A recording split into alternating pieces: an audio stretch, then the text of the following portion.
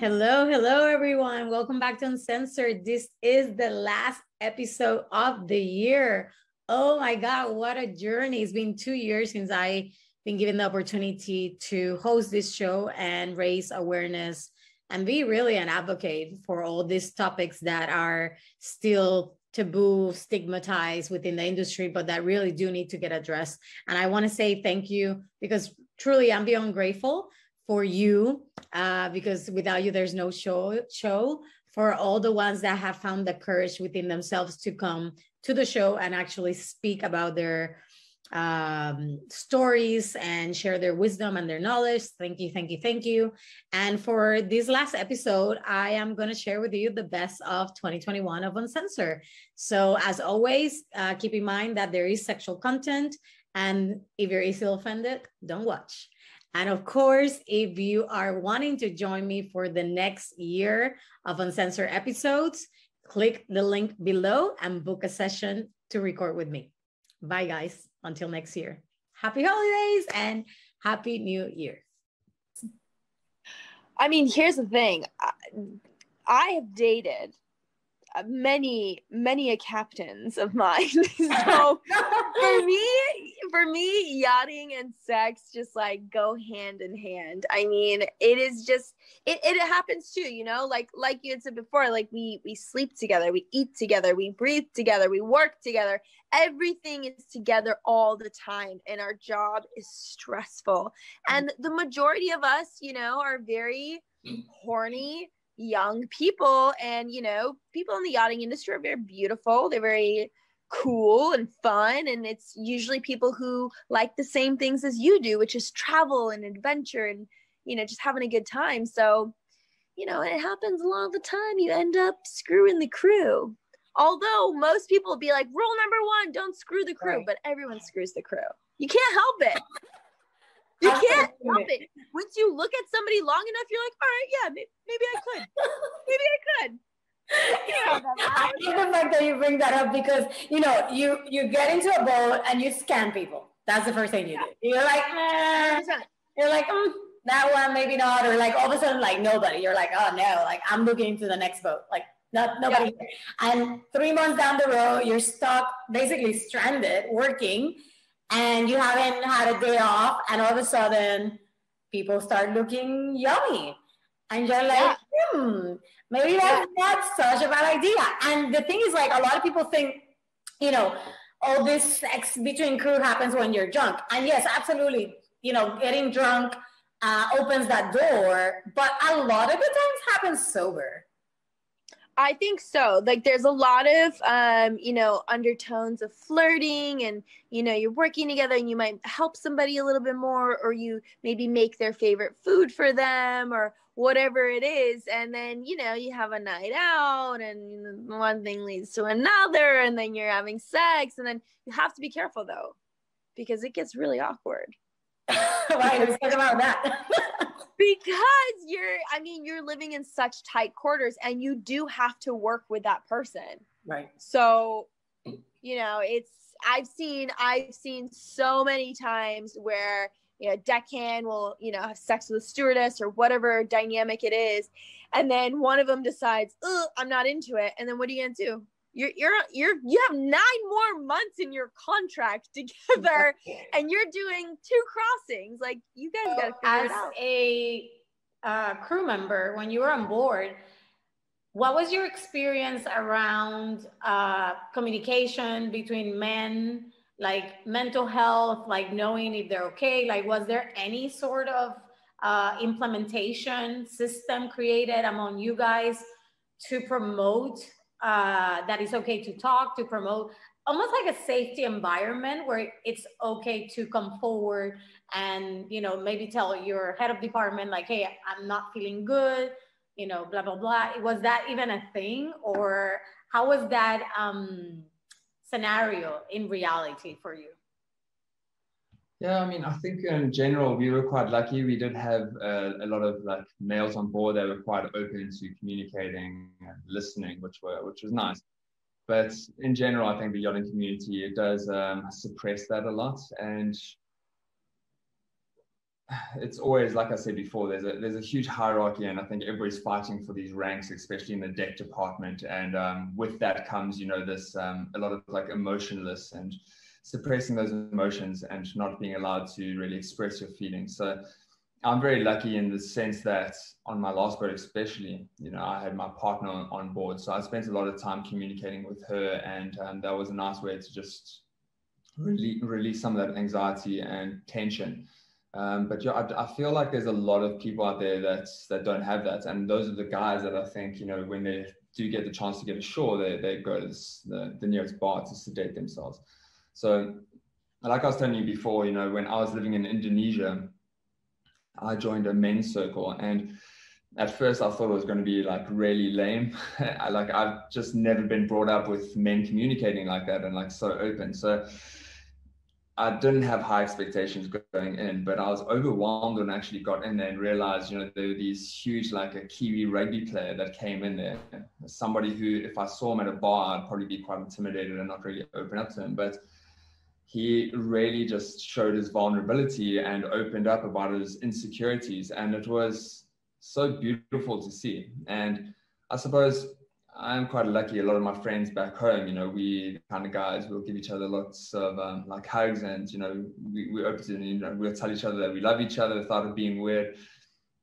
But I think there needs to be that kind of safe space on board as well. And we're going to talk about the big elephant that most women ignore and that men are probably oblivious about. And that is the menstrual cycle, the bleeding phase of a woman, and all the phases that actually happen through the cycle. So when I said, the fact that people are oblivious about this, or they just ignore it pretty much, what comes up for you as a woman? I find that actually one's period is such a personal thing. It's a very individualized experience. So I remember, before I got to about 40, my periods were just a doddle, a breeze. I didn't understand any of the problems that all my friends were having. I didn't get PMT. I didn't really understand what they were going on about. I had a really lucky and easy experience. And then, things also change as you get older. So I've also experienced the other side where I totally understand what all of that pain and agony is about too. But I think for some people it's a breeze, for other people it's completely debilitating. I remember a friend at university I had at university who for 5 days a month, literally you didn't see her. She was in her room in a cold, dark room because she just couldn't get out of bed. So, I think it's really different for everybody. And some people are more in touch with it than other people, and I don't think there's a right way. I think it is whatever it is for you. But what I am keen to do is to help to break down the taboos around menstruation and periods, and that includes with men as well, so that we can all just have a relaxed conversation about it when we need to. Yes, and I'm glad that you brought the fact that it's very individual, it's different for every woman, because and a lot of you guys that are watching this are like, why is she talking about bleeding and menstruation on a yacht show? Well, let me tell you, as a stewardess of 14 years on a yacht, what I found is that the disconnection that there is from as a woman to your menstrual cycle and the taboo around the topic is one of the things that create mental issues, mental issues. Because I remember being on boats, and the yachting industry, it's go, right? It's like there's no time. You gotta be A game. You gotta ace it. Like there's no time for crying. There's no time for feeling sick. There's no time for nothing. It's like if you're that, you're out. And the truth is that it can be that way. It can continue to be that way because it's not sustainable. Simple. What we have created is an industry that basically you go in, you burn out, you get out. Then you need more money, you go back in. You get out, you go back. This crazy cycle.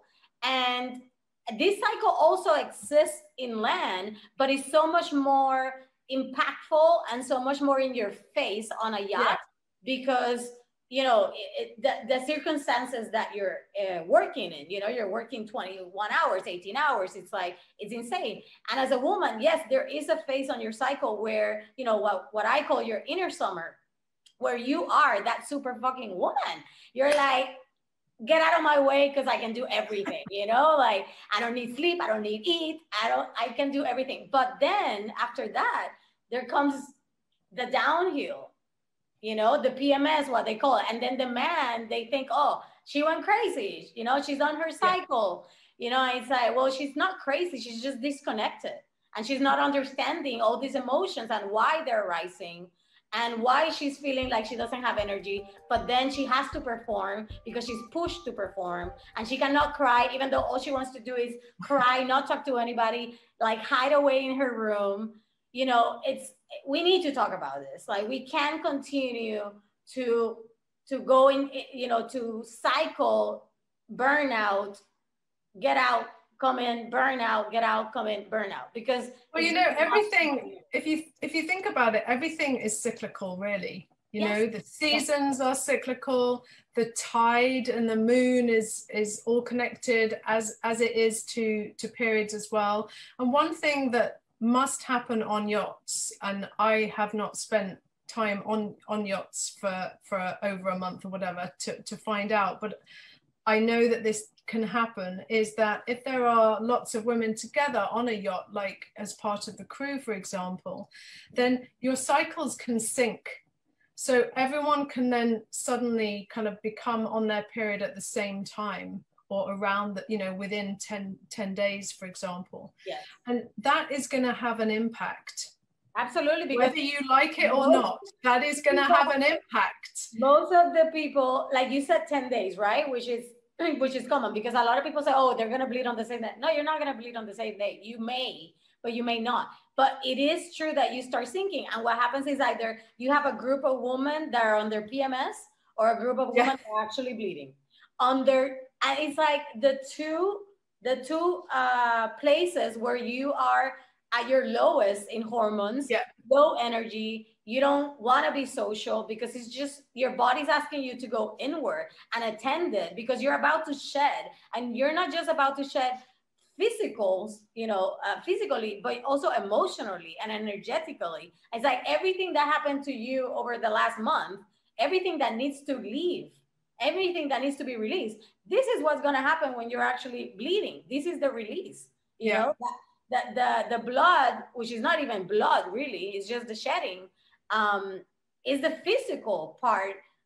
So you can see that release. But then we go back again, like some people, it will be a really exhausting and demanding time. Other people, it will just be fine. Yes. So you're going to have that differential going on, thank God, in a way, because you don't want everyone to be feeling exactly the same at the exact same time. It's just, that would be horrendous. Exactly. So I think that it just demands that there is an element of collective understanding across the crew, from the captain through to the engineer, through to the chef, all the way along, that, there is elements of up and down and cyclical capabilities, not capabilities, because you always pull it out the bag anyway, but in terms of your kind of energy levels and things like that.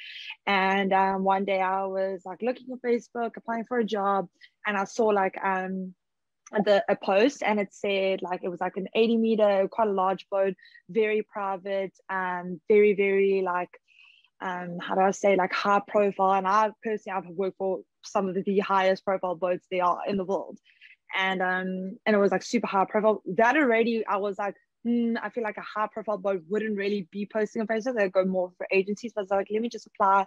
It was like during quarantine in South Africa, so I was like, I need to get a job. I need to get out of here. Like I've been here for like 10 months. I need to get out of here. So I applied and everything, and it was through a woman called Jordan Chayana. And I always go and look at people's profiles when they post jobs, just to go and check. And it looked a bit weird from the start, I won't lie. I should have just listened to the red flags when I did, but I didn't, because I was so desperate for a job. I was like, I'm just going to apply for anything and everything. And I was like, okay, let me just apply. And I applied to her via email. And then she contacted me on Facebook, on Messenger. And she was like, I got your email, so on and so forth. And she was like, Marcus will be getting back to you regarding like an interview and stuff like that. So I was like, oh my gosh, this is amazing. Like, it's always nice, like, you're going to get an interview. Right. So then he also emailed me with a very weird email address. I can't remember what it was, but it's an email like I've never seen before. It wasn't like a Gmail or something like that. It was Imano or something like that. And I was like, okay, this is weird. And when he emailed me, it just said Marcus at the bottom. It didn't say the boat's name, what he was on the boat, anything like that. It was just like, hi, Jordan Lee. We would like to schedule an interview with you via Zoom, this time. So I was like, okay, great. And I like got all dressed up, got all like fancy for my interview, sat there, and the call started.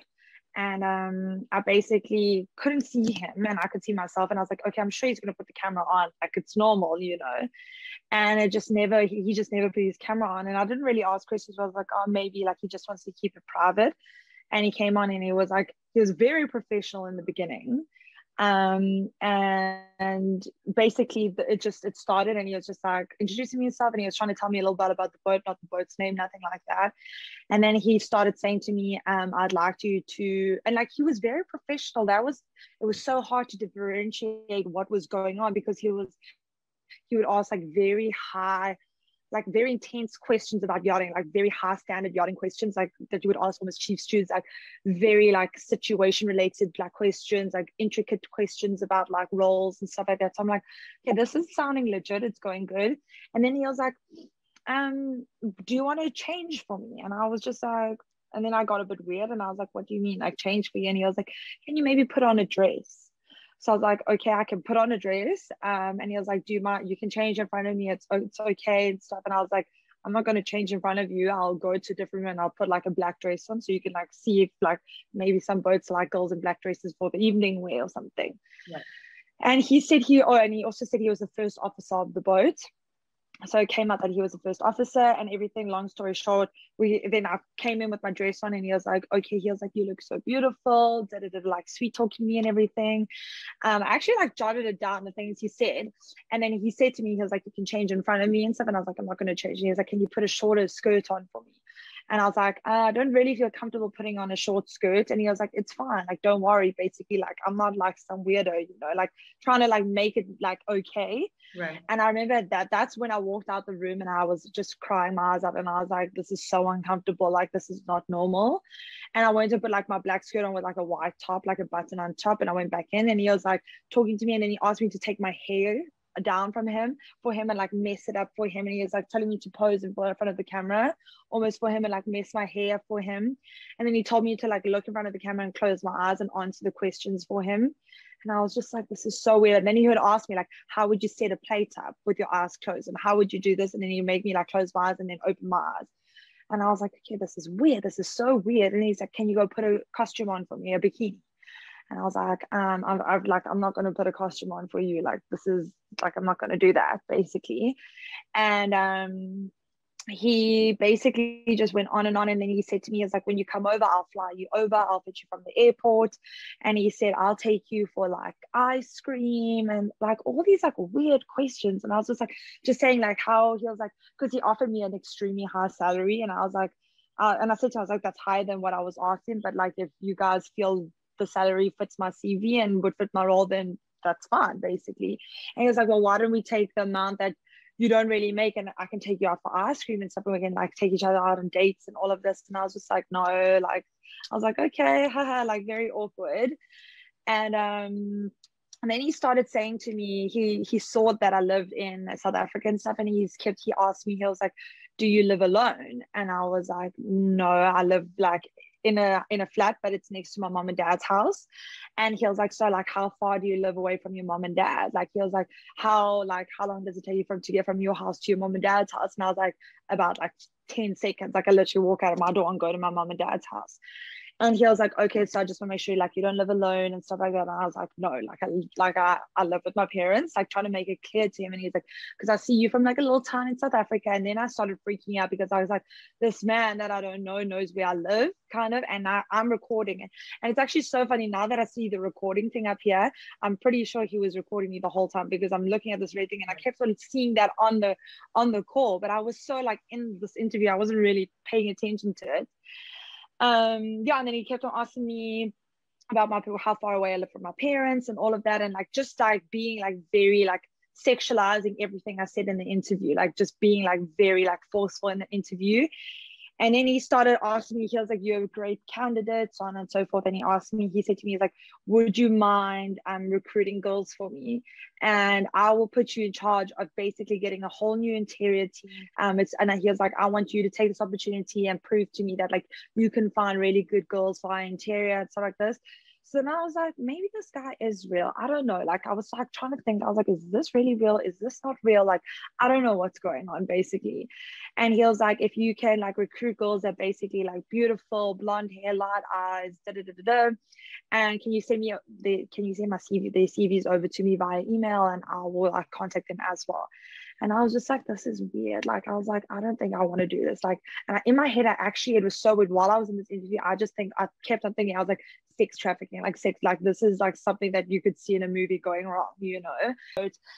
And then why I didn't stop in the interviews, because like, it's so hard. And that's what I said to my mom, like, everyone was just like, why didn't you just put the phone down? And it's like, it's so hard when you're actually in that situation. You don't even know that it's happening until you actually put the phone down. You're like, I just went through that. Like, I was actually just like basically sexualized on a video, like him recording me, like take me to, like, when you're in that moment, it's so hard to just like put the phone down. Like, I can't explain it. Like, and I'm such a strong person. Like, if you met me, you like, everyone's like, Jordan, like, you're so strong. Like, how did you like carry that on? Like, why didn't you just put the phone down? And I was like, it was almost like I was stuck. Like, I was just stuck. Like, I didn't know what to do. Okay, awesome. So now you're a captain successfully, and you have decided to hire a all-girls team. And people may think, why the fuck would she do that, right? Like, isn't yachting about diversity, right? Because this word is being like thrown out like so much these days about, you know, having diversity on board. And I'm just kind of wondering, like, why was it something that just happened, or was it an intentional thing of like, no, I would just want to work with an all-female crew?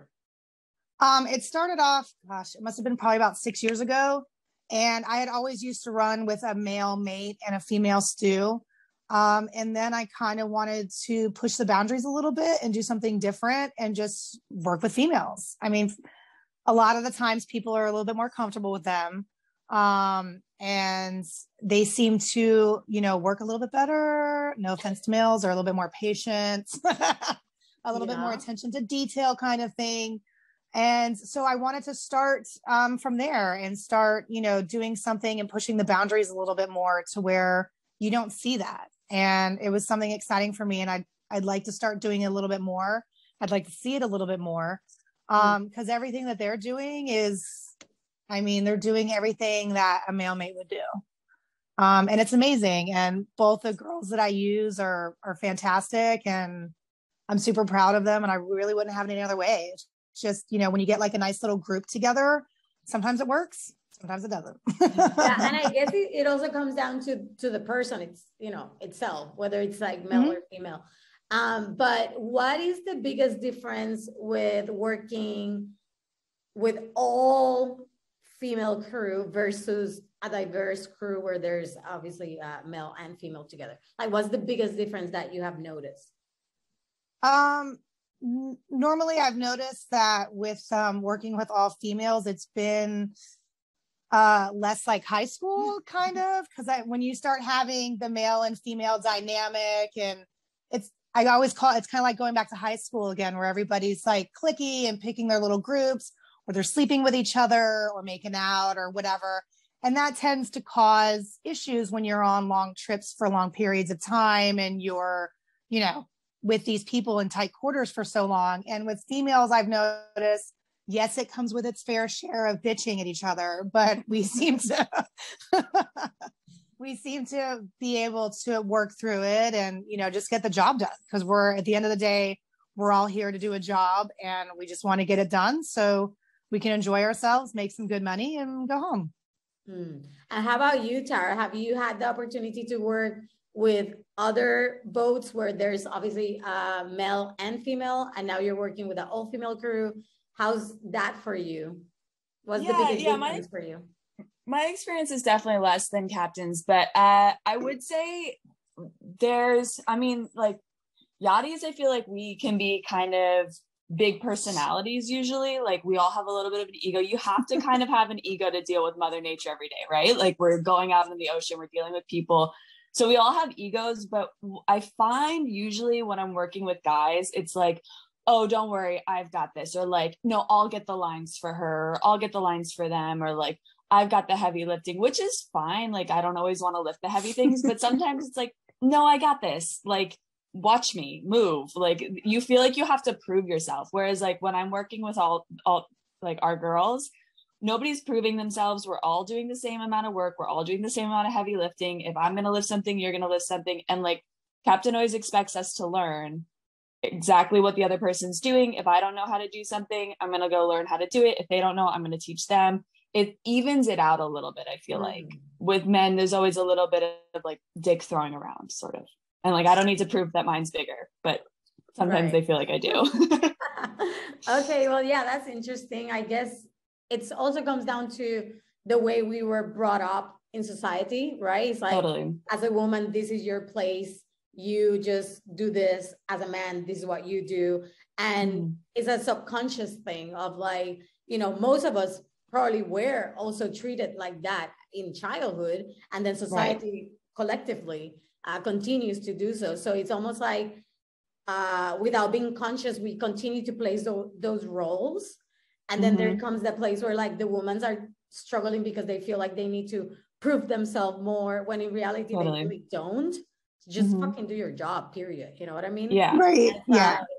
And then I think it's that thing of like getting out of that mindset, you know, both people, like the male and the female, of like, hey, like, what is your duty? Like, and this is the truth though.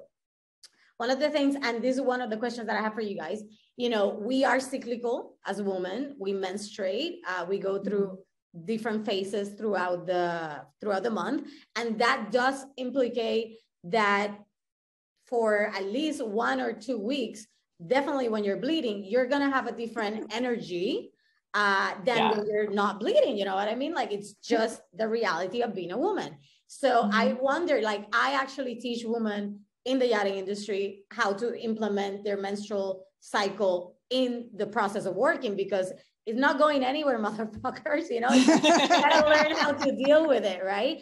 And not going against it, but going with it. And one of the things that I learned is like, when your energies are high, low, so then you know what type of duties you're actually going to succeed more. And then when you're not, then delivering that duty to somebody else that can actually perform it better, right? Because it's for the betterness of the whole group, not just, you know, ourselves and that. But I'm just kind of wondering, how does that work for you guys?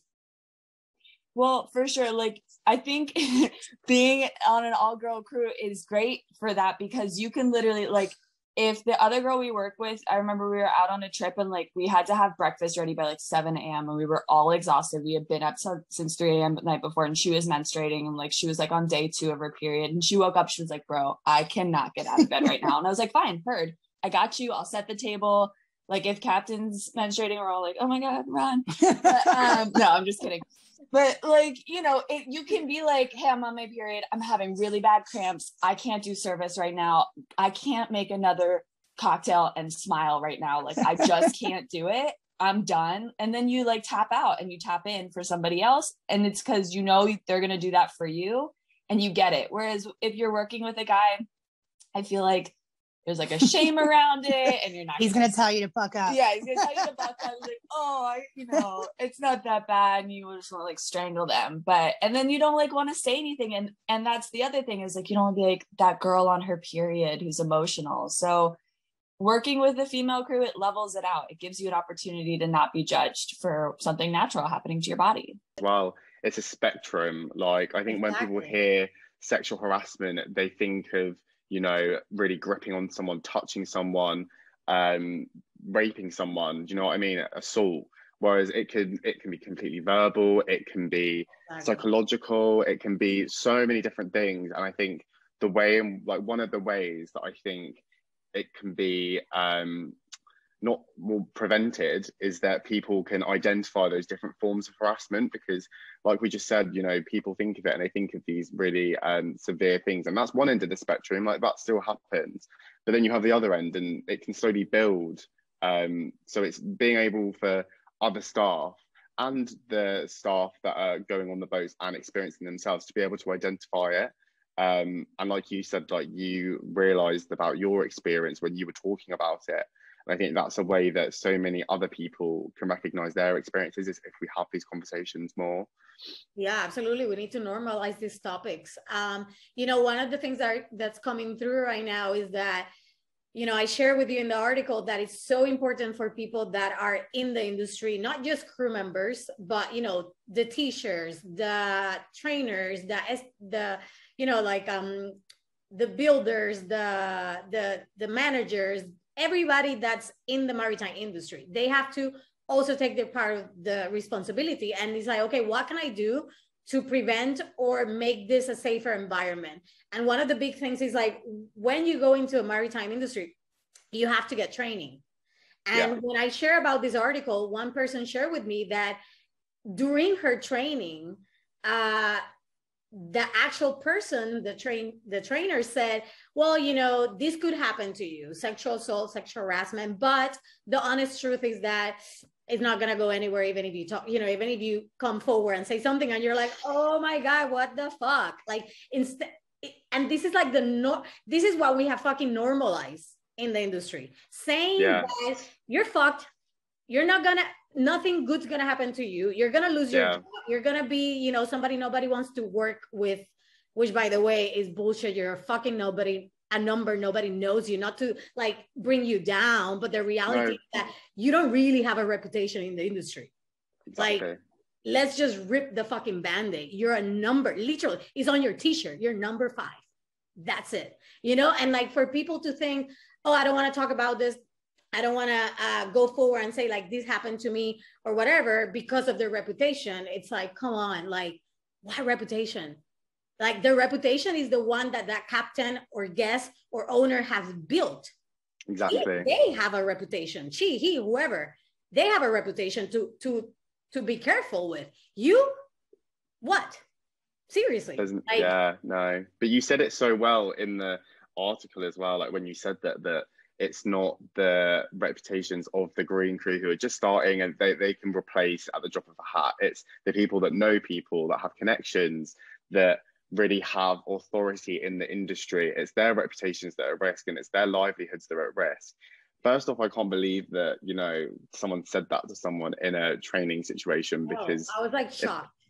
It's disgusting. But like the way that I see it, and the way that I think a lot of other people would see that as well, is that person, it's kind of like when you were in school and you saw a kid getting bullied by someone else, and obviously the bully's in the wrong, but the bystanders that aren't doing anything or saying anything and are watching it happen and then going about their lives, they're in the wrong too, because they're enabling it and they're telling that bully that what they're doing is fine because there's never going to be any repercussions. So by bystanding and letting that happen, that person who's training a new staff member to work on a yacht thousands of miles away from home, like away from their like security of like their families and their friends, is just disgusting. Like I can't believe, but that shows the problem. Do you know what I mean?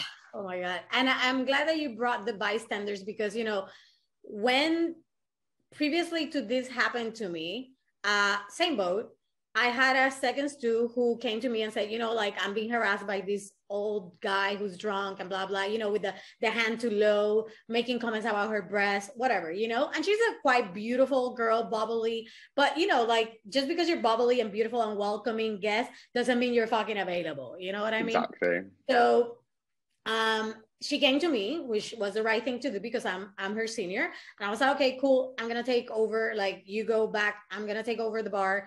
And I went up to the captain. I said, listen, this is happening. You either go and talk about this now and sort this shit out, or I'm going to talk about it. And it ain't going to be pretty. So thankfully, our captain was super, you know, he had our bags. He went out. They actually kicked the guy out and was not welcome on the boat anymore. And it was very clear to the owner and the guest, you know, crew are not fucking available. Yeah. So with that being said, on the same boat, after this happened, obviously on another trip, this other thing happened to me, and I'm the senior crew member. And I was so shocked that I came back to the galley and I had all these bystanders, right? My crew was there, like most of them were there. And I said, oh, this person just showed his penis to me. And the bystanders started laughing. And I thought, oh, maybe I'm making a big deal out of it. You know, maybe this is not a big deal. Maybe he's drunk, you know, whatever it happened, which I knew it wasn't just like he's drunk, he's happening. Like the guy fucking waited for me for like 20 fucking minutes, you know? So I was kind of like in shock, but because the people that were meant to support me basically were so uncomfortable with the situation and started laughing, they created this atmosphere where they put it on me, saying like, oh, you know, like, yeah, just laugh it off, like it's fine, like he didn't touch you, nothing happened. Yeah. You know?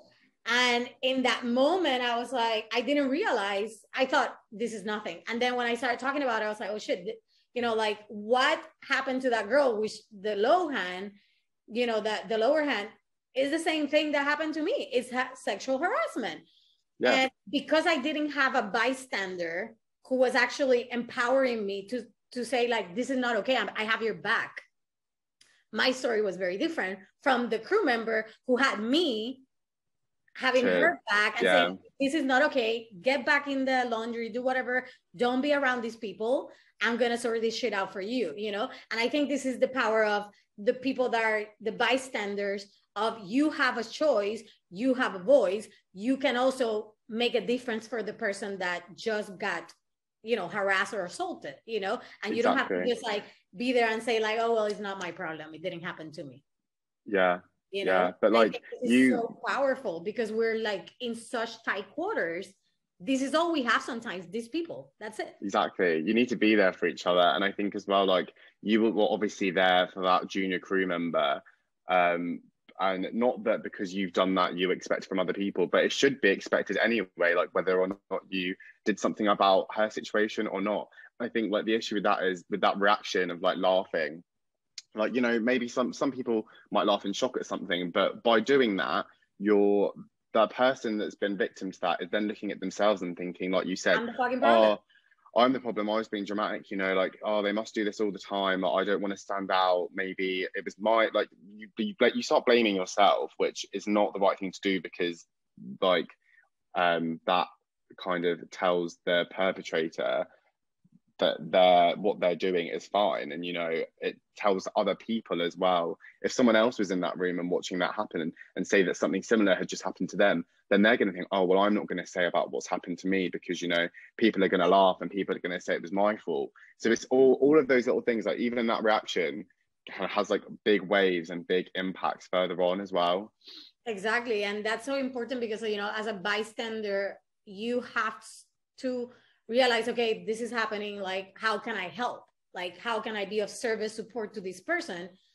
But I think because we haven't normalized this topic, because we don't talk about this topic enough, we are very uncomfortable with the topic. So we don't know how to react. So we're so uncomfortable that we start laughing and we're like, oh, like, no, it's fine. You know, like it's totally cool, you know, because, you know, it wasn't something insane like assault in the sense of rape, you know? Yeah. And I remember on my second boat, the second student, she got raped, not on board. She got raped outside of the boat. Like she went out and she got raped, and I was called by the captain at 4 a.m. in the morning. We have to go to the police station. This person's there, blah, blah. I was like, what the fuck, you know? But I remember we came back and it was like nothing had happened. Like, keep on working, do your shit, let's forget about it. And I was like, oh my God, like this is insane, you know? And I was really young back then, and I was still kind of like, you know, I would talk to her, I'd be like, you know, do you need any help? Like, can we get you like a therapist or something? I mean, we're in a foreign land. And it was just so freaking weird. And I don't know, like, I'm just sharing this because this is like what people see as a bystander. It's like, oh, well, if this happens to me, nothing's gonna get done. But I want to make sure that people understand, like, just because this is what we see doesn't mean that this should disencourage you from actually taking action, speaking up, looking for help, doing the things that you need to do in order to get justice. You know, like, this should be the force that makes you want to do it differently. Yeah, it's like, I'm not gonna fucking stand up for this shit. I'm not gonna be that. I'm gonna do it differently for us, for me, for future generations, because this is how we change things. My question to you is, how do you create a safe environment where your crew feel that they can talk to you about whatever may be happening in their lives or at work? Sure. So they can like get your support. Yeah, no, absolutely. So for me, I tell them that I have an open door policy to every single crew member. Now, if they choose to go through their HODs or their heads of departments before they come to me, that's also okay, because they're respecting the chain of command. But if they're not comfortable or confident in speaking to the chief mate or the stewardess about personal problems that they may have, whether it's female or male, it has no bearing on the matter.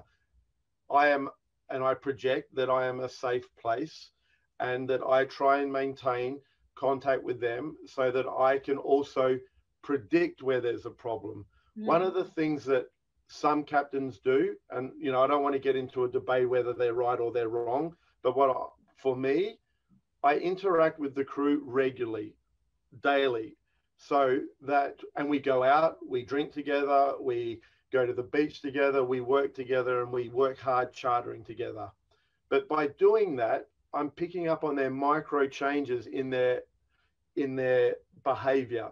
And so very quickly, I can see to one of the girls if they're not happy or they're not quite themselves.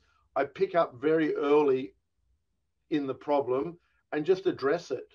Now, whether it's a private little pull them aside as they're walking down the corridor, hey, how you doing? You okay? Yep, all good, no problem. But they feel safe enough, because I do it so regularly, that if they're not quite right, they can say, oh no, I've got this problem at home, or I'm having this problem on board because someone's not understanding. You know, there's language problems, there's nationality problems, there's a world of different issues. But if I'm not down there in the crew mess at lunchtime, if I'm not there at Smoko, then I don't see those micro changes. And I think that for me is critical. Yes, I definitely agree with you. And that's one of the things that I was talking to a captain, where I literally said, you don't really know what's going on because you're never there. You're always on the bridge. Like, how are you going to know? And if you don't even talk to your head of departments and actually ask questions, because they're the ones always with the crew, you're never going to get access to those little things that you're talking about. So what about because I think like you probably have like your personality naturally, and if I'm mistaken, let me know. If this is something, is this a skill that you had to work through, or you always been like that, where you always been wanting to have human contact and, care for others? No, I definitely am a forward person. It's quite funny because my personality is introverted. So by nature, I'm an introvert, but everybody that I talk to about that will laugh at me and say, no, you're not. But what they don't understand is, for my job as Captain Dean, I'm extroverted because I need to make sure that everything moves properly and stays going in the right direction. But when I'm at home and I'm in my own environment, I'm more than happy to sit on the couch, quiet, get wrapped up in a movie and just not talk. That's the true Dean. But for my work, I'm extroverted. So yes, you know, I am this after 30 years. So yeah, it comes naturally to me now, but you get tired. And when you get tired, it's harder to do, to keep motivating yourself to go and make sure that everyone's okay. And that's why I'm so lucky to have an amazing group of people now around me. And, you know, one of my mantras is that we're only as strong as our weakest link. Yeah. And some days I'm that weakest link, me. And I have such an amazing crew that they can hold me up and they can say, we're here to support you until tomorrow you're better. And we can continue on as an amazing group of people. I love it. And yes, so I love the fact that you say, you know, like, this is not who I am naturally. This is the choice I have taken in order to fulfill the role that I want to do and explore, you know, as a captain. Yeah, 100%. So it's very important that people understand it's like, it's a choice. If this doesn't come out natural, and even if it comes out naturally, it's a choice to be wanting to be present and to care for others and to, you know, to be aware of what's happening in your environment in order to be supportive of it. Absolutely. How have you as a captain, have you experienced mental health issues on board? Me, myself, absolutely. You know, I have, and I continue to develop myself. I have people that I talk to that help me get through my days, my hours, my weeks, my months as I need them. I cannot strongly recommend that enough.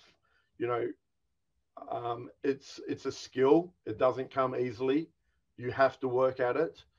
And yes, I think it's more prevalent today than it has ever been before. You know, we're a male-dominated industry, and that is slowly changing. And, you know, and we're getting some shift to that, which is amazing. And I can't wait to see that develop further.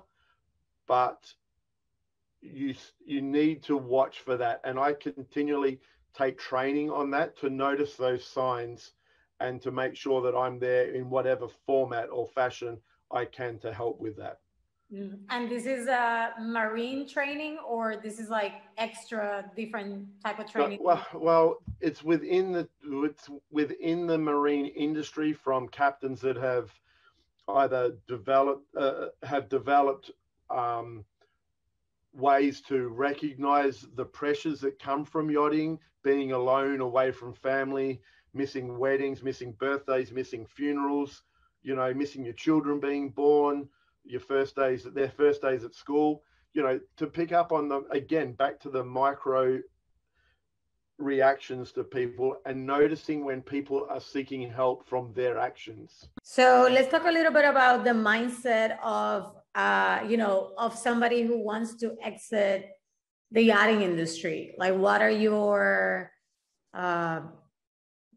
tips or insights, you know, within what mindset should you start framing or moving towards to, right? Because obviously we already know that if you're watching and you're the one person that wants to leave the industry, but yet is not leaving, you can resonate with the fact that either you have some sort of fear, you don't know what to do maybe, or you keep telling yourself excuses, you name them, you know, it doesn't really matter, it's just an excuse, just to stop you from, you know, from moving forward, because there is some forward resistance, right?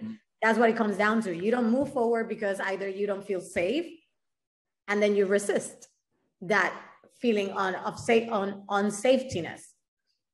Sure, absolutely. So I would say the first thing is the awareness, to be aware where you are in your current position. You know, are you happy where you are? Do you need a challenge? is this industry for you?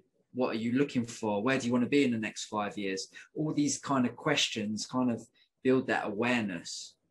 And then from there, I feel that a lot of people get bogged down with the hows.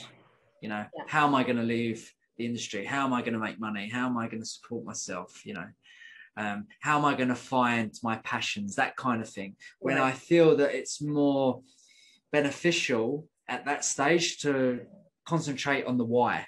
You know, why do you want to leave the yachting industry? Why do you want a different job? Why do you want to go off and do a new challenge? So I feel that that's at its core. So it's the awareness and the why you're doing this. And I think such a big thing is your passion, because there's no point doing something you don't enjoy, because it's going to yield very bad results. You know, you're going to be an underachiever. So a lot of people say to me, well, Dean, how did you find your passion? And I say to them, well, the clue's in the sentence. You know, you have to go out and find it. It doesn't come looking for you. I can't remember a passion that came looking for me. I may have stumbled across it. But I remember I did an exercise while I was like transitioning, and I remember I was in the crew miss and I was thinking, okay, you know, because like passion, right? Like people think it's like I have to work on my passion. It's not, it's fucking bullshit. Like your passion may not be your next fucking move. You know what I mean? Like I'm passionate about art. I'm not gonna fucking be a Picasso next day, you know, like that's not where I'm gonna make my money. That's not how I'm gonna serve. I think it's like your genius zone, you know, that's how I like to call it. Because when I think of passion, you know, it's like it has been distorted so badly that it carries so much pressure, just the word, that you're like, oh my God, I have to find my passion, my purpose. It's like, dude, your purpose is to fucking breathe. You know, like just breathe, you know? So it's like, we put so much pressure on ourselves with these simple words that then we become frozen because we're putting that pressure. So the minute I move away from passion, purpose, and all that, which they're all beautiful words and they, you know, they have good meanings to it. But for me, it was like kind of like putting too much pressure. So I decided, okay, move away from that and really focus on like what makes you feel good. When was the last time you were like in a place that, and this is literally what I asked myself. I said, when was the last time you were in a place where time just flew, you were enjoying it, you look at the time and you're like, oh my God, this amount of time went by, it didn't feel like that, and you were having a good time. That was it. And then I started to remember all the times, and I said, okay, what is the common theme of all these times? And the common thing was that I was teaching something, whether it was yoga, whether it was service and how to do a table setting, whether it was inner child work, all of them had the one thing in common. I was teaching. So I was like, okay, that's my genius zone. When I'm teaching, that's where I'm in the zone. So now I know what I want to do. I want to teach. Yeah. What specifically I want to teach, I can figure that out later. Sure. Yeah. Right. So it's like understanding. It was like, because like for me, passion was like too much. It was like, no, I'm passionate about a lot of things that are not my businesses.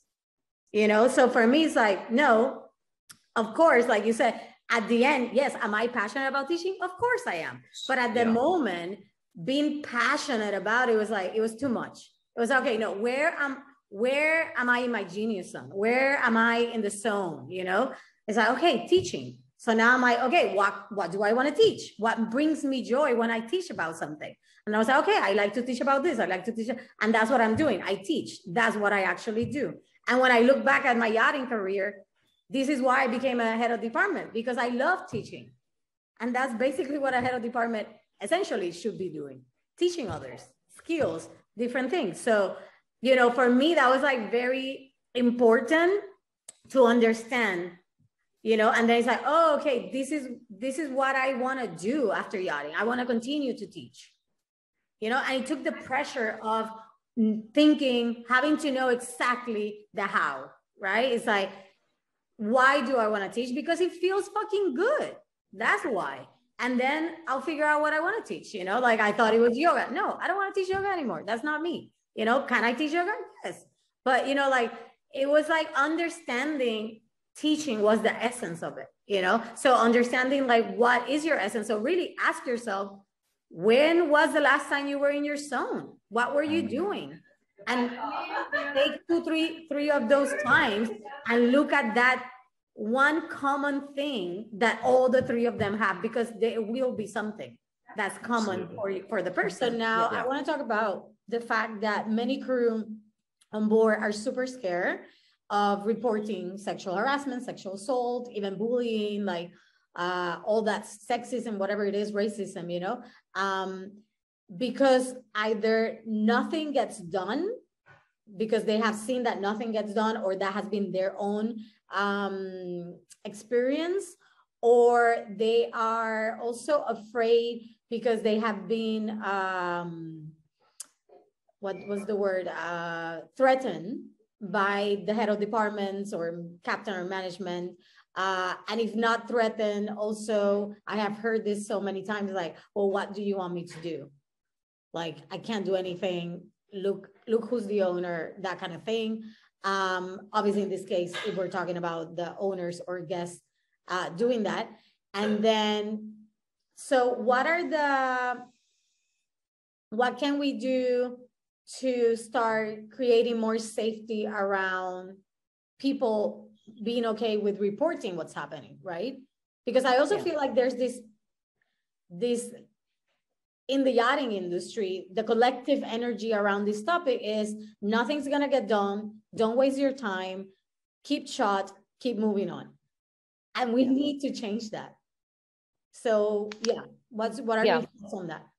Yeah, because the more it goes on, and there's nobody who's been in the industry for any amount of time that doesn't realize that sexual harassment, bullying, sexual assault maybe, does happen in our industry, as it happens in many industries.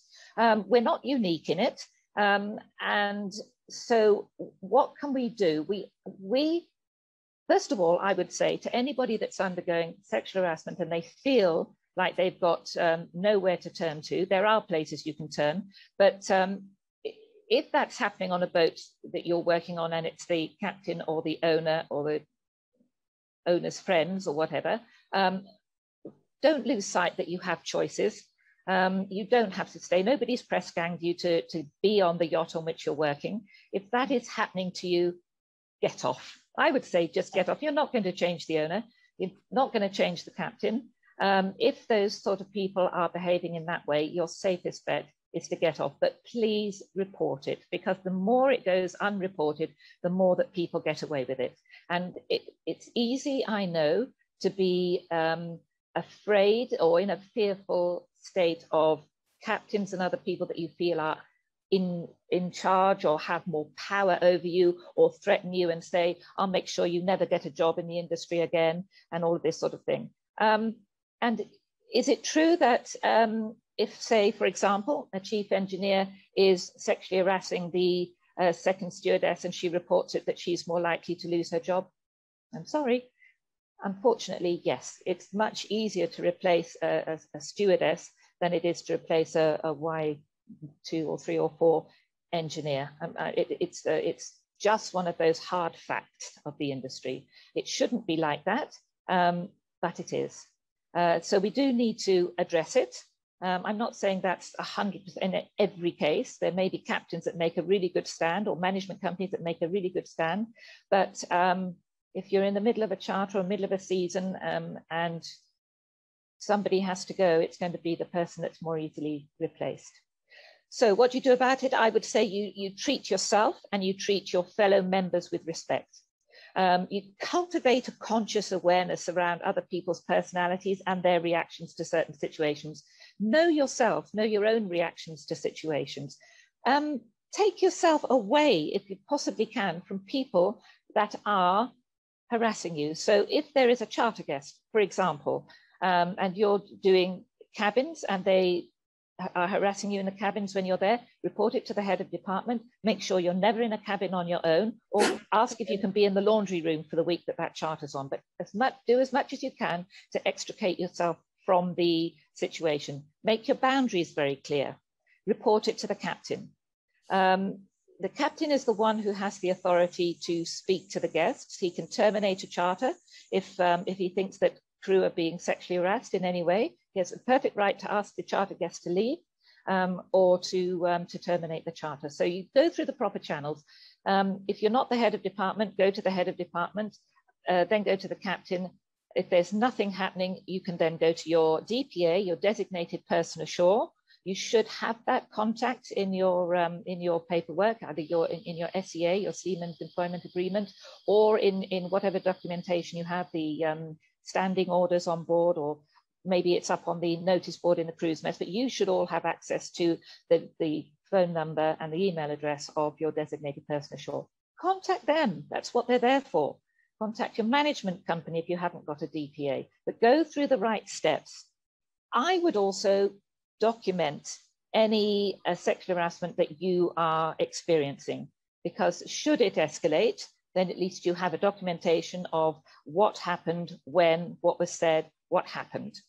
And that I would keep it in a safe place, either write it down or email it to yourself or whatever it is that you feel comfortable with. So those are things you can do to safeguard yourself. And remember, people will only treat you the way that you allow them to treat you. So if you just keep putting up with it and just giggling and letting them touch you or behave inappropriately to you, it's just going to keep on going. So set your boundaries, make it very clear. And don't be another victim. If you are being harassed, you must report it, all right, and keep the evidence. Remember that if you eventually decide to go down a legal route, this can be a very long, very protracted experience for you, can be very costly. So it's much better to nip it in the bud before anything very serious happens. But there are, of course, lawyers ashore. There are unions such as Nautilus who can help you in legal situations. So Nautilus, maybe, Marien, you'll put the contact for Nautilus. I do want to make sure that if you want the help from unions, you have to be part of their membership. Yes. Prior to this happening to you. So do get on their membership. So if something does happen, then they can actually do help you, not exactly after it actually happens. Exactly. So Nautilus is a good source. They, in fact, on the celebration of the International Day of the Seafarer in 2020, so last year, they launched their new Nautilus Fair Treatment app. So that's something that you can download, and that's something which provides members with instant access to union advice and support following an incident. So that's something very useful to have. Because you can have this so-called toxic person on board, and like you said, they can be toxic to one person, but other people might be thinking, I don't see it, like I just don't see it like that. So I think a lot of it is, yeah, how you take it, you know, why is it triggering you? You know, why are you letting yourself get so affected? What is the underlying reason behind it? Because there's always a reason behind it. And yeah, sometimes there might not really be, but if it's a consistent thing that you are constantly being triggered by this person, you need to, yeah, do the inner work and ask yourself, why? Is it something that's happened to you previously? You know, is it bringing up these feelings of, like you said, abandonment, rejection? You know, did something happen to you in school? You know, were you shouted at in school or something? And was there that pivotal moment that's kind of stuck with you forevermore? So when you do get a bit of a grilling from somebody, it just affects you so much more, because it just takes you back to that place that you've not really ever recovered from. Exactly. Because like I said, you know, some people get on with these toxic people fine, and it might just be even one person that has a problem with them. And I just think in those cases, a lot of the time you need to look at yourself and ask, yeah, why am I letting this get to me so much? Right. And I want to, you know, make sure people understand, when we say trigger, what we actually mean is like what Georgia said, you know, when something is a big emotion, you know, it causes a big emotion in you. In this case, you know, what we perceive as negative, right? Anger, sadness, grief, whatever, you know, like rage, whatever it is that's coming up for you. When this comes up, but it doesn't just come up once, it's like a constant. That right there is it's like the tip, or I don't want to say the tip, I don't know, the what basically lets you know there's something within you that needs attention. There's something within you that's been triggered due to past trauma that you, like you said, you haven't fully recovered from. And basically someone's putting salt on the open wound, and it's like, here, and then I'm going to poke it a little bit more just to make sure you're feeling it, you know? So of course you can continue yourself to be in the victim mentality and like, you're the blame, but let, you know, like when you point one finger, 3 point back at you. Very simple. So it always comes down to what's in here, what's here that's being reflected back at you, you know? And there can be instances, because I have personally explored this, where it's no longer that the wounds being triggered, is that I am actually being given the opportunity to set boundaries and to speak up. Right? Like if I done work on some wounding stuff from the past or whatever, and then I see like some stuff come up and I'm like, okay, I'm not like really being triggered by like rejection or whatever it was at the time, but why is this continuing to happen? And it's because I'm being given the opportunity to actually implement what I have learned, to speak up. Because if you were rejected, you weren't able to speak up, right? At whatever time in your life. So now this is the time to talk, to set boundaries, to say, hey, this is my limits, because the boundaries are, what are your desires? What are your values? What are your limits? Where do you feel safe? And this is the opportunity to basically raise that bar.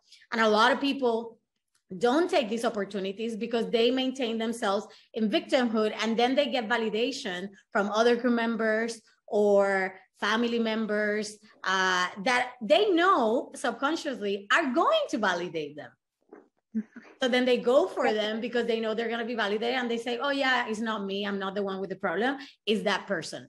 When in reality it's not. So this is why I always tell crew, if you are in a situation like this with like a toxic environment, toxic people, look for support outside of the crew, because more than likely the people that are part of the crew or family members or friends, their lens is going to be blurry, right? It's going to be tainted because they're part of it and they have certain perspective and they want to like make you feel okay. So they're not going to be objective and be like, bitch, fucking snap out of it. You know what I mean? Like, you're not a victim here, right? Yeah. So they're not going to be able to do that for you. So this is why you have to get out of your own way and then look for support and help.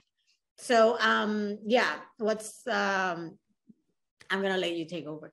No, I can't tell you how much I agree with you there. Like, it's so easy. If something happens to you, like if you have a bit of a run-in with somebody on the boat, and then if you're gonna go straight to your roommate or straight to your girlfriends on board or whoever it is and tell them what's happened, yeah, a lot of the time they are gonna go, oh, you know, poor you. Oh, yeah, she is a bitch. Oh, yeah, that is really shit. And then it just spreads that, like, just negative bubble around more and more people. And then it gets to other departments, and other departments are thinking, oh, yeah, what a bitch. Like, that's terrible. You know, you're really nice. You've done nothing wrong.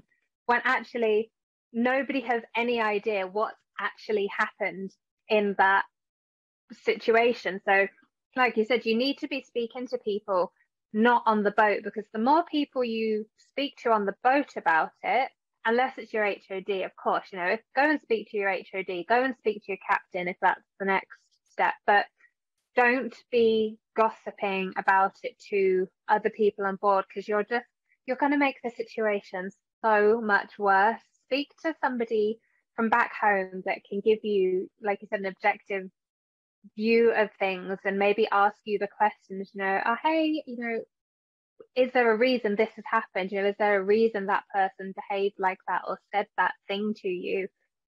Did you maybe play a bit of a part? Because I know that if anything's happened to me, and if I tell my boyfriend or my parents, they'll call me out on my shit straight away. You know, if I played any part, they would be like, well, why do you think that's happened? You know, and that's important because you know that these people are not going to validate your victimization.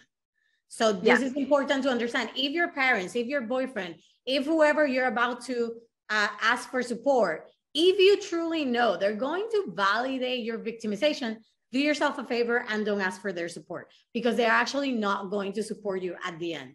So, you know, in a transformative way. So this really, there's a something important that you have to like realize, like who's actually going to validate me from a victim place and who's actually going to call me out of my shit, you know, I'm going to make me like come back to reality. Recently on social media, a very well-known woman in the industry made a post, and I'm going to show the post now, the video actually. I'm just going to quickly, you can see it here, which it was an event on board, utilizing, I guess, the woman as a platter in this case. It was a sushi platter in this case. So when this went live, people went crazy about this post, a lot, especially women, because they felt very offended by it, and also offended by the fact that someone with a reputation, right, of like woman empowerment and being a leader in the industry as a woman could show something like this, you know, because obviously people believe this was a objectifying woman. So Margarita, you were one of the ones that spoke very openly about how this affected you. So what's coming up for you? What's your story behind this situation that just recently happened? So in her post, she was stating that it is tradition and it's something cultural coming from Japanese culture and so on. But let's start from the beginning. So there is a white woman, a model, that at lunchtime is posing at a lunch table, which to me, that's the time where elderly parents and children can attend. Also, this is one factor where I think culture, you can call something culture, that is practiced by all ages and presented this way. So it cannot be necessarily something sexual. Then you have this white model wearing and presenting something Japanese. There's a term for that. They want to call it westernization, but it's actually cultural appropriation.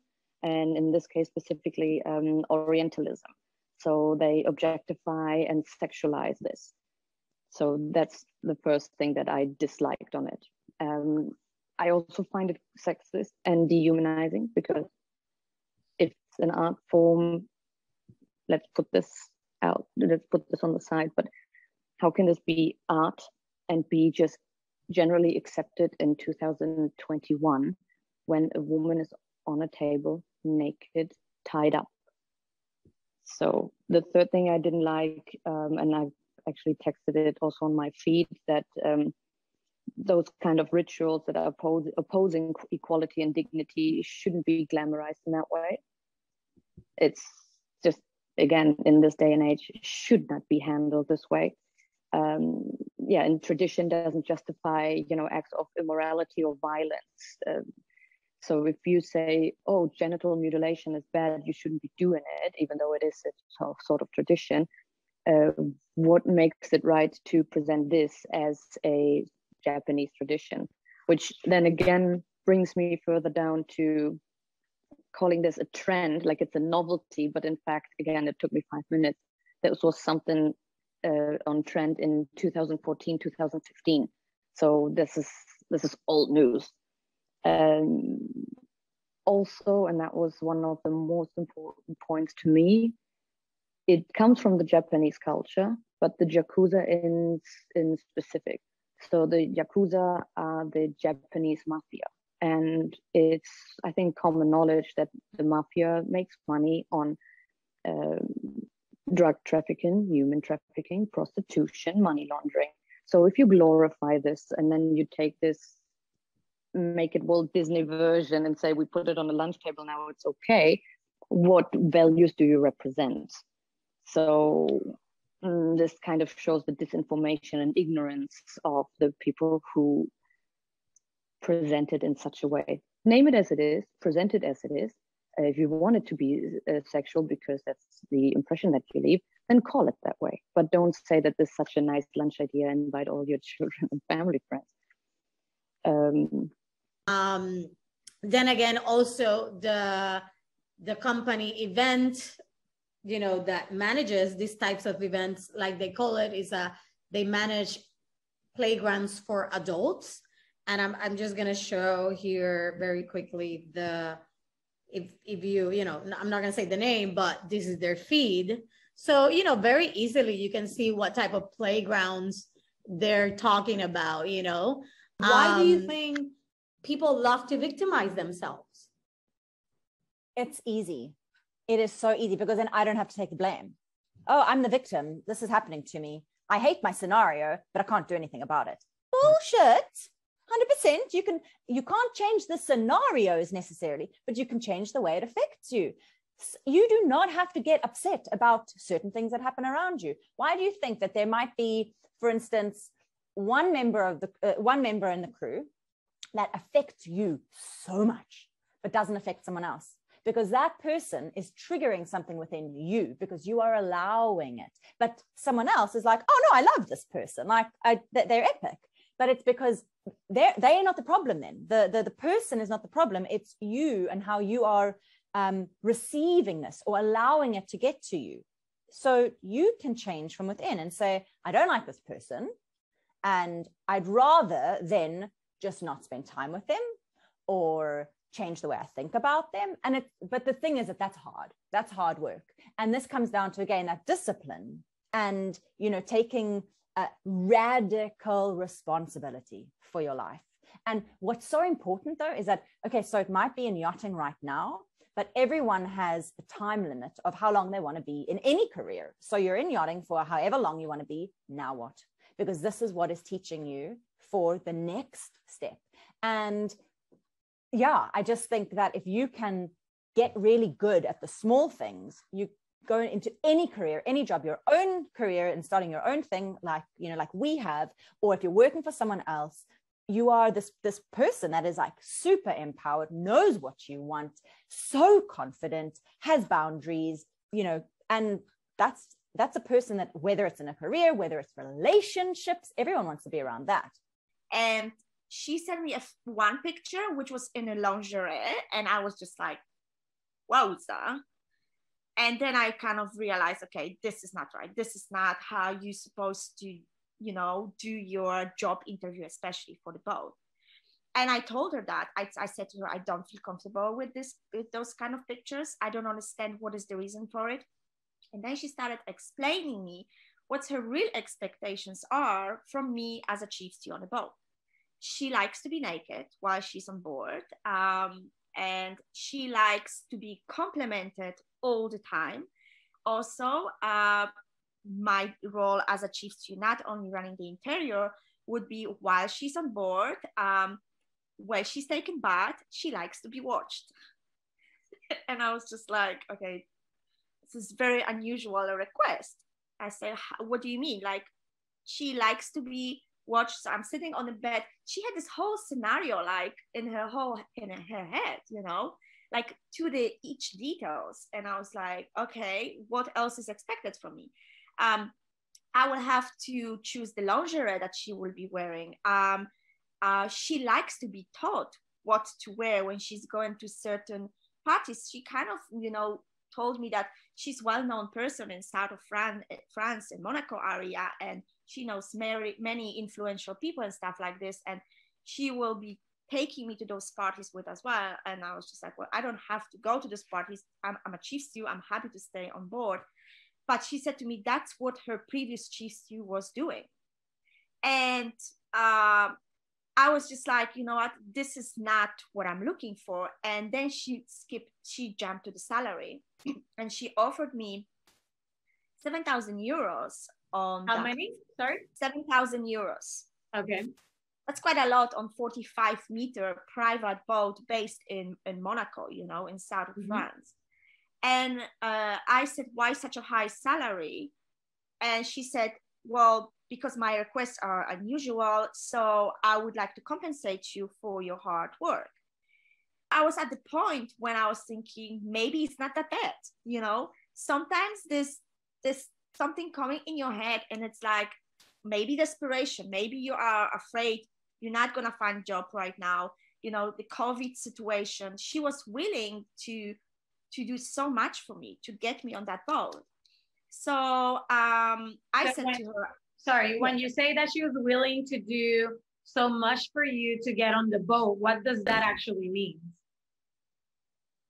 Well, she also offered me to fly me over to France and stay with her for 2 weeks for Christmas and New Year's Eve time. Flight paid, hotel paid, and she offered me 15,000 euros to just be with her. And I said, what would be the reason for it? And she said, so we can get to know each other and I can introduce you to my friends.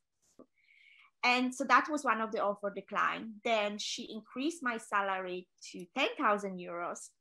And I was still saying no. I politely declined. And she said to me, even if you don't want to be my chief stew, would you like me to pay you and have a sexual conversations with you? And I said no. She offered me 3,000 euro for a whole month and one conversation, sexual conversation with her. And I declined it because I was just like, I will definitely not gonna do it. While I was having those conversations with her, her boat manager also got in touch with me. And I kind of get to the point when I wanted to dig deeper because, you know, it was so many red flags. And I spoke with him. He actually called me and I asked him a question. I said, I think you guys are fake. There is something fishy going on. The way, you know, you are basically interviewing me and the questions you're asking me, this got nothing to do with the acting. I've never, ever heard about this kind of interview process, you know. It's very intimate, it's very personal. And he said to me basically that, yes, he does exist. He is a broker who sold her the yacht, who's being refitted right now. And it's very difficult for him to find a crew for her because of her unique, basically, requests that she's got. Have you actually felt that there's racism in the industry and this is why more women of color are not joining the industry? I definitely have seen it. I've experienced it. It didn't discourage me because I am not a person, like, things get to me, but at the same time, if I couldn't do the job, I wouldn't be here. You know what I mean? So of course it bothered me, but I didn't let it get to me so much that, oh, I don't want to do this anymore.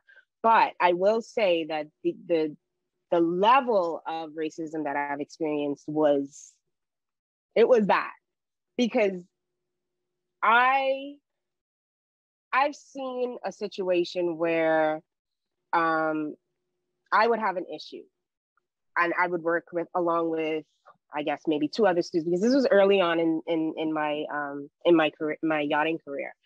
I would work as a third stew, and if I had an issue, it would be seen as, oh, you're complaining, or, you know, you're being dramatic about this issue. But the stew just above me would have the same issue and they would fix it, or they would, you know, give her advice as to how to deal with that situation. And I'm like, okay, that's off. And then I would even have there was one captain that, oh my God, he was terrible. He was terrible. He even gave me a very hideous nickname.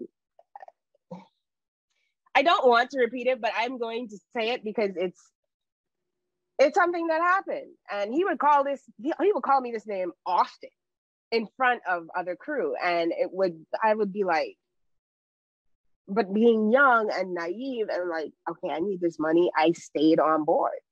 And what was that nickname, if you don't mind sharing? He shortened it to LBB, but it was Little Black. That's what he called me. LBB. little black, and you fill in the next B word. So like he would call me that. Kidding me? I'm dead serious. And he would call me that and think it was funny. Right. And I'm like, it would bother, like, of course it bothered me. Like I would go on the rest of my day like, I cannot believe I'm still here doing this job, and I really need this money. So, and I'm stuck in the middle of the ocean, and it's, you know.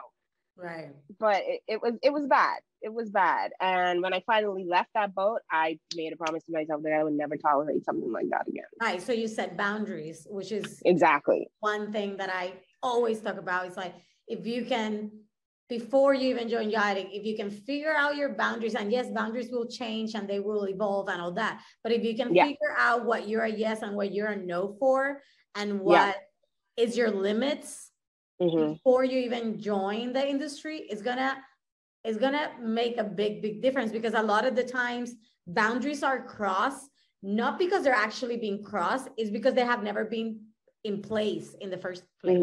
You know? Yeah, exactly. So like, yes, somebody crossed a boundary, but how do they know it's a boundary if I never pointed out, actually said, hey, this is my limit, you know? Exactly. I'm not saying that what he did is okay or anything like that, or anybody that crosses the obvious boundaries, like, you know, sexual harassment or anything like that, assault or anything like that. But there's a lot of grayness in the yachting industry, or in any industry, but especially in the yachting industry, because we live and work together. So it becomes like a little bit gray, because it's like, oh, it's okay to, you know, to banter here, but then all of a sudden it's not okay to do this. So like boundaries are super important within the industry. To maintain that level of safetiness, because that's what boundaries actually give us, safety. Exactly. So my question to you is like, once you join the industry, have you actually felt that there's racism in the industry, and this is why more women of color are not joining the industry? I definitely have seen it. I've experienced it. I've seen a situation where I would have an issue, and I would work along with, I guess, maybe two other students, because this was early on in my career, my yachting career. I would work as a third stew, and if I had an issue, it would be seen as, oh, you're complaining, or, you know, you're being dramatic about this issue. But the stew just above me would have the same issue, and they would fix it, or they would, you know, give her advice as to how to deal with that situation. And I'm like, okay, that's off. I said boundaries, which is exactly one thing that I always talk about. It's like, if you can, before you even join yachting, if you can figure out your boundaries, and yes, boundaries will change and they will evolve and all that. But if you can figure out what you're a yes and what you're a no for, and what is your limits before you even join the industry, is gonna make a big difference. Because a lot of the times boundaries are crossed, not because they're actually being crossed, is because they have never been in place in the first place. You know, you have experienced racism. Do you, even though there may be some racism within the industry, do you still feel that it's so intense where people of color should be afraid of joining, because maybe they won't be chosen because of their skin color? Or do you actually believe that is not the case, and that is just a belief they just need to actually work on, you know? Right. So I don't think it's that extreme. 10 years ago, maybe, yeah. But again, 10 years ago, I was also younger and more naive and didn't know how to maneuver through this industry. But I think once you set in your mind that, okay, this is what I want to do, I don't care how many people tell me no because of my skin color. I don't care how many people, you know, call me whatever names they want to call me. I know that I can do this job. And there are tons of boats always looking for a crew. So exactly. And also the amount of people that are quote unquote racist in this industry are very minute. They're not as plentiful as people may think. And those that are in that racist category are the older crew members. Like it's such a melting pot of people nowadays all over the world that being Black is not an issue. You know what I mean? I love it. It's not So let's talk about, so what's your advice for this, in this case, or not just women, you know, anybody who is wanting to join the yachting industry and they feel a little bit daunting, a little bit scared because their skin's color is not what they see on the magazines, you know, the norm or whatever. What's your advice to them? My advice is this. If this is something that you want, just go after it. The right boat is going to come. The right captain is going to come to you, or the right chief stew is going to come to you and hire you. Because if it's something that you really, really want, go after it. Wholeheartedly, just go after it. It's just a matter of just staying focused and staying determined. Just go after it. I don't care how many no's you get. I don't care how many people look at you sideways because of your skin color or your accent or whatever it is. Go after it. If it's what you want, go after it. You're going to get it. I see a lot of, you know, there's a big gap on leadership in the industry because a lot of people think, oh, I know how to drive a boat, I'm a captain. No. You are, yes, that's part of being a captain, but that's not all of it, right? Like there's also a management, there's also leadership skills that you need to have in order to successfully become a captain, right? Not just a driver who just delegates or gives order or whatever, right? So, but a lot of people don't take the time to understand leadership and even understand what is their, what do you call it? Their default leadership style, right? So if your default leadership style is somebody who you basically is a delegative style, you will never teach anybody anything. Because your default style is, I hire you to do the job, don't ask questions, I don't want to know, bye. I do mine, do yours, so mine can be done successfully. So that's a default mode that some people in leaderships, in management roles it's the way they lead, but they don't understand that's the way they lead. But that doesn't mean that you can't tap into different leadership styles, you know, but you have to learn that, right? You have to learn when I need to tap into a more authoritarian style or when I need to tap into this. So I think that gap that the industry has for so long, it's what's causing mainly, you know, these issues that you have come across where it looks like from the outside, oh, this person is an asshole, they don't want to teach you. But the reality is like, it's not in them. Not everybody's a teacher, you know, and especially if they don't understand what's their default, it's going to be even harder. Then that's that part. And then there's the other part where what the fuck are they reflecting on you, about you, right? It's like, why am I dating the same fucking guy over and over with the same, you know what I mean? Why am I always with the same captain, but with a different name? That kind of thing. It's like, okay, let me take responsibility, get out of the victim mentality and see what's here for me. What is it that I need to learn in order to stop from manifesting the same person over and over in my career or life or whatever, right? Oh, you're so eager and you're so excited to just jump in. You take anything, and you have to slow down and take a step back and be like, okay, I'm going to be living on a boat with strangers. I don't know any of these people. I need to make sure that this is what I want long term, especially if it's like a permanent contract. I need to make sure that I'm able to live with this before I go, because the excitement of being able to travel and the money and, you know, the opportunities and all of this stuff can cloud logic and can cloud the fact that you know that you have certain habits, you know that there's certain things that you don't like. And these people may come with all of these things, and now you're stuck in a boat for 6 months miserable. Just because you didn't ask, because just because you didn't ask, you didn't do your research. Anything. Right. Exactly.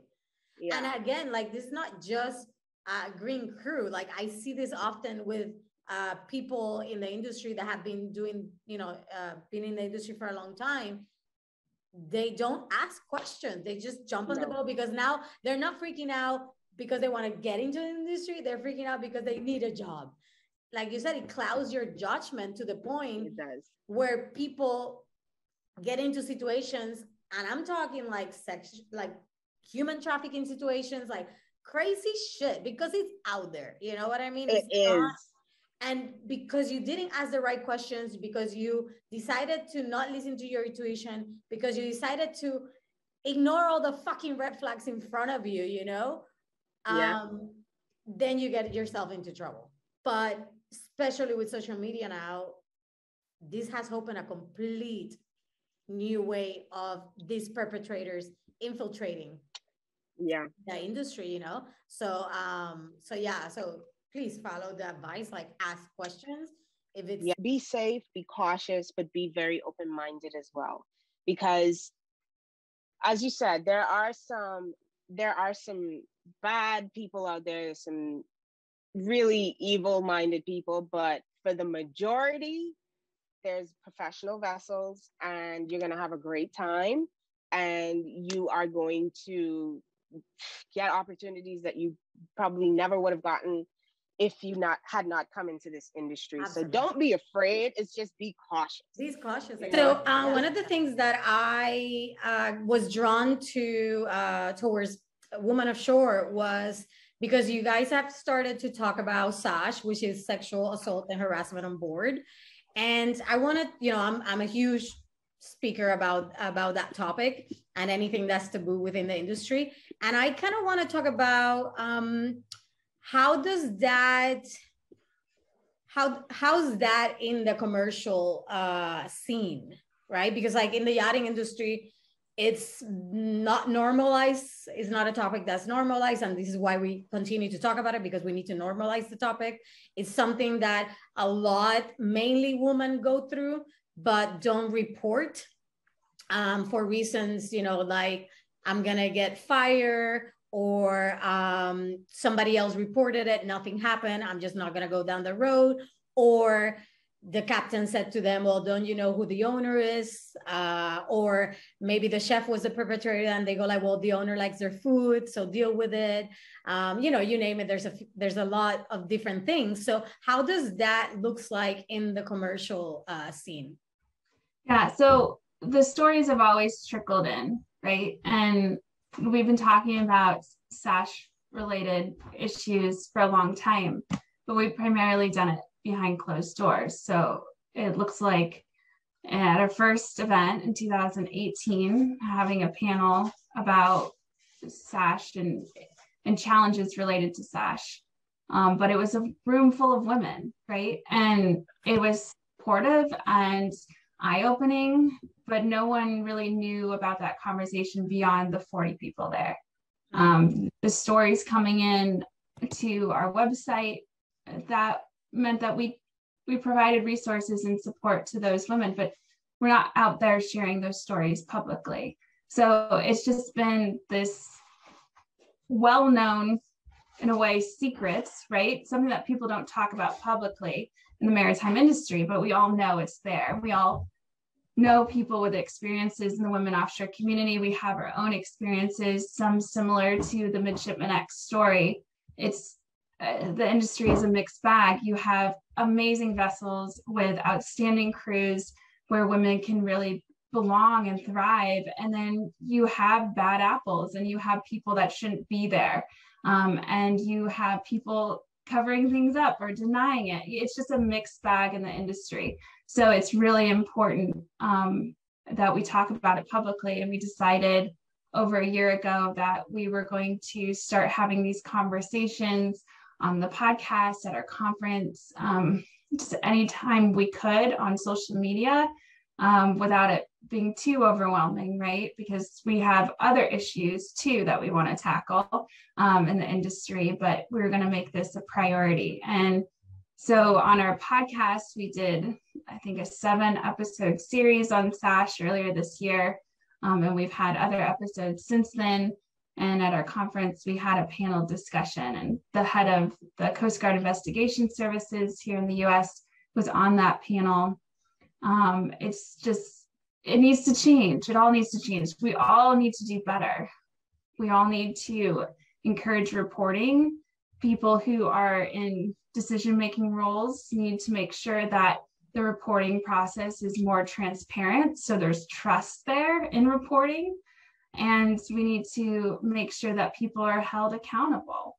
So everyone, the whole industry, needs to come together. And we've been seeing that a lot lately since the Midshipman X story, where companies are making changes to policies, and the Maritime Administration released the Embark standards, and there's talks about further changes to regulations. Like, the conversation should not ever end, because this is not something that's going to go away. It's in society. It's everywhere. It's not just the maritime industry, but the maritime industry needs to change. We need to make sure that it is a safe environment for everyone, and that there are serious consequences for sexually assaulting people, and that harassment is not going to be tolerated.